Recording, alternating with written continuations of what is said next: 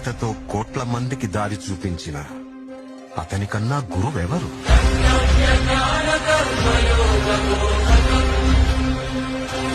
రక్షణ కోసం సముద్రం మధ్యలో ద్వారకా నగరాన్ని కట్టిన అతనికన్నా గొప్ప ఆర్కిటెక్ట్ ఎవరు?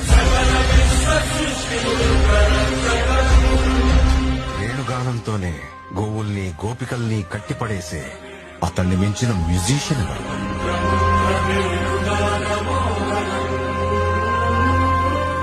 ధర్మం కోసం యుద్ధం చేయమని చెప్పిన అతన్ని మించిన వీరుడెవరు?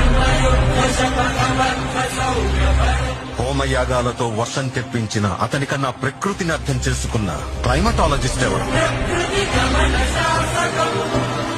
అన్కంట్రోలబుల్ ఆర్పిఎం తో తిరిగే సుదర్శన చక్రాన్ని కంట్రోల్ చేసే అతనికి మించిన కైనెటిక్ ఇంజనీర్ ఎవరు?